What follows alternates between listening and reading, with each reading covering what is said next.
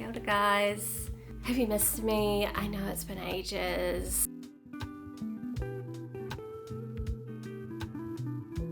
It's a Thursday. I don't normally start reading vlogs on a Thursday. I like to start a new book on a Sunday or a Monday. But I really want to read this book. It's the book that, well, kind of you guys all chose. I'll get to that in a minute. In my last video that I posted where I showed you all my books on my TBR and let you vote. This book wasn't the ultimate winner, but it was the runner-up. So I'm hoping that's okay. The reason why I'm gonna be reading this book instead of the one that actually had the most votes is because I'm kind of saving that book for a separate reading vlog, and I'm still waiting for a book to arrive for that reading vlog, so you'll have to wait. Anyway, the book that I am going to read is probably just as good. It's The Friend by Sigrid Nunez. I'm very, very excited to finally be reading this. So thank you for everyone that voted for this. Hopefully you'll enjoy this. I've never read any Sigrid Nunez, and I feel like this is a book that it could potentially be a 5-star read for me as well. Okay, I have to go to work now. We're having new staff photos taken today, so hence my appearance. I don't normally look this good when going to work in the middle of autumn. Oh, I'm also getting my hair cut this evening, so I'm excited about that as well. Oh, right. There has literally been no renovations since probably the last time I recorded a reading vlog, and now, today, what is my luck? Okay, on that note, I better go.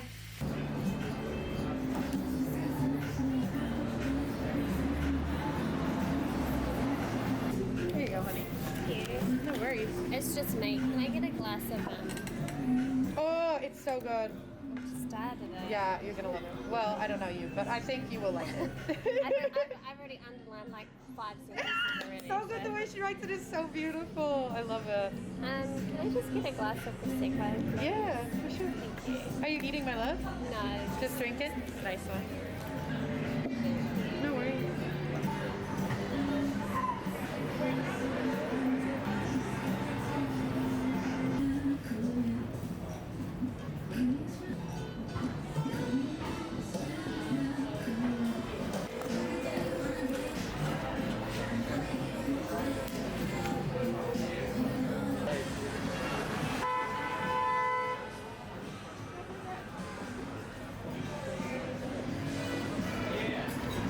Hi.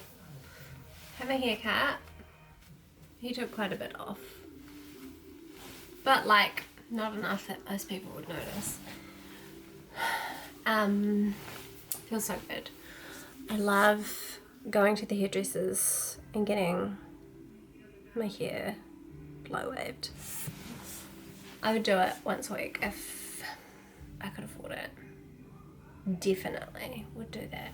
I am hoping to read a bit more of The Friend this evening because I'm about 20 pages in, not far, but I'm really enjoying it at the moment. I feel like it's going to be a good read. I know it will be. But yeah, I'll check in later when I've read probably the first chapter. Maybe? We'll see. Okay. I'm so hungry. Starving. Hi guys. It's Friday evening. We just got home. We went out and had a little dinner at the Ponsonby food court.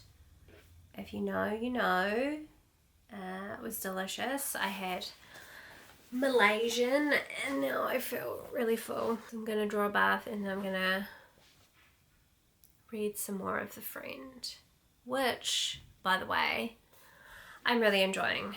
Let me give a little bit of a rundown of what's going on so far. I feel a little bit rusty at this, so please forgive me. We have an unnamed female narrator who is a writer and has lost a really close and dear friend of hers to suicide. Also somewhat of a mentor, I think, to her. He was also a writer. She has inherited his Great Dane. So far, she is kind of just using writing as an exercise to work through her grief, remember him as a friend.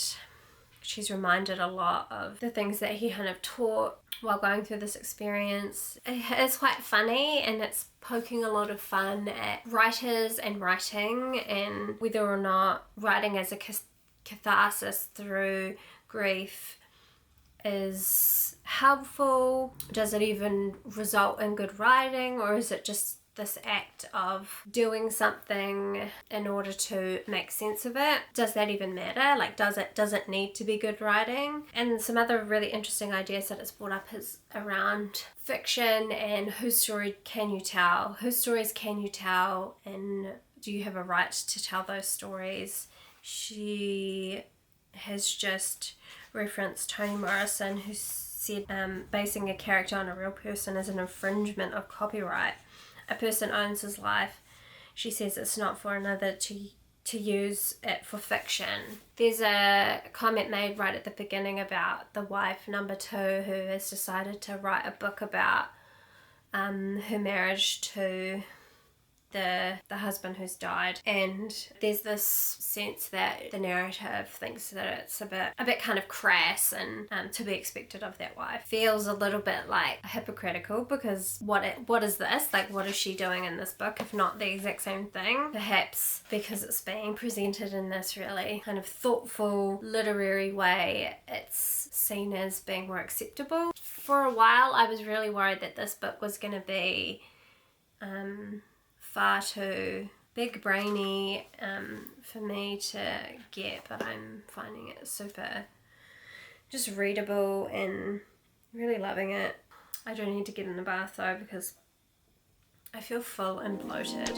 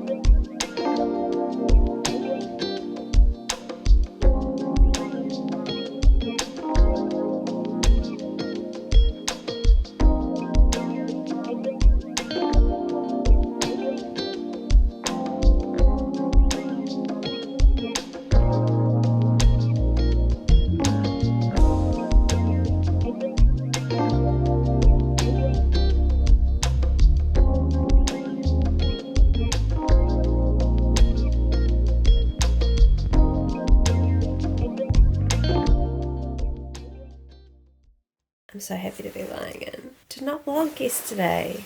It ended up being a bit of a home day, but mostly just doing chores around the house so that I could do exactly this all day today. So I didn't do any reading, and I didn't really feel like being in front of the camera, so didn't vlog, but I am sacrificing how I look right now to vlog. Yeah, it was a pretty good day.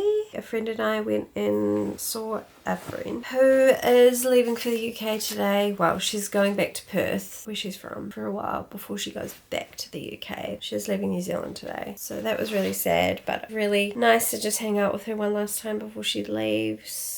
Super chill. The most delicious Thai food I think I've ever had in Auckland. Don't know how it's taken me this long to find it. It's called Mani and it's on Dominion Road, I believe. Would highly recommend. It was just so good. I kept thinking about it this morning and I'm thinking like definitely want to eat it again soon because it's delicious. I think today is just chill about the house.